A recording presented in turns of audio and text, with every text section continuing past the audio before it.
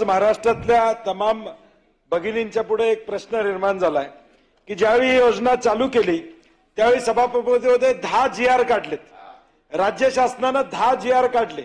म्हणजे योजना चालू करताना राजकीय हेतू ठेवून चालू केले हे आता सर्वश्रुत सत्य आहे, ते सगळ्यांना माहित आहे.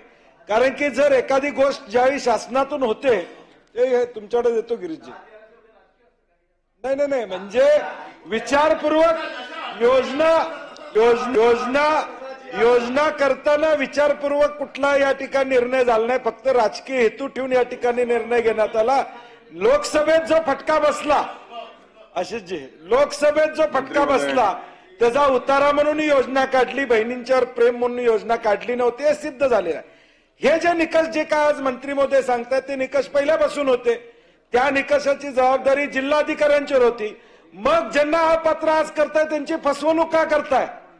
ज्यांना तुम्ही आज अपात्र करताय त्यांची फसवणूक का करताय? जिल्हाधिकाऱ्यांच्या अध्यक्षखाली कमिटी होती, तुम्ही GR काढला, एक अशासकीय सदस्याचा अध्यक्ष तुम्ही केला, कायद्यानं त्याला अधिकार दिले हे मान्यता देण्यासाठी.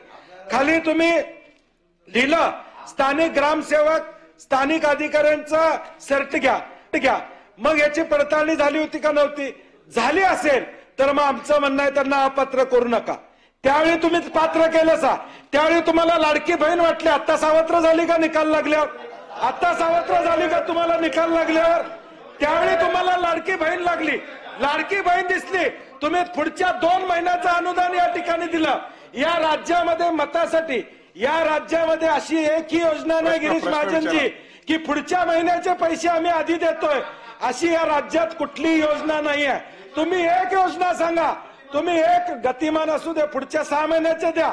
तुमच्यात ताकद आहे ना. आमचं जाहीर आव्हान आहे, एवढी बहीण लाडकी वाटत असेल तर 2025चं वर्षाचं अनुदान तुम्ही त्यांना द्या. या 1 वर्षाचं अनुदान या ठिकाणी द्या. भाऊबीजेला तुम्हाला लाडकी बहीण या ठिकाणी आठवली, 2 महिन्याचं अनुदान तुम्ही दिलं. ताबडतोब निकाल लागल्यावर हे अनुदान थांबवायचं काम या ठिकाणी केलं. 2100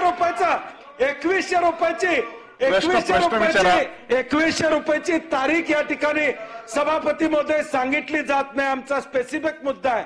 ज्यांना तुम्ही अपात्र केलं, जिल्हाधिकाऱ्यांच्या कमिटीनं हे पात्र केलेले हे सगळे आहेत, त्यांना परत पात्र या ठिकाणी करणार आहात का? निकषात बदल करून या ठिकाणी तुम्ही भूमिका घेणार आहात का? डाटा तुमच्याकडे उपलब्ध होता, KYC झालेला डाटा तुमच्याकडे वेगवेगळ्या डिपार्टमेंटचा आहे, त्याचा उपयोग तुम्ही त्या ठिकाणी का केला नाहीत?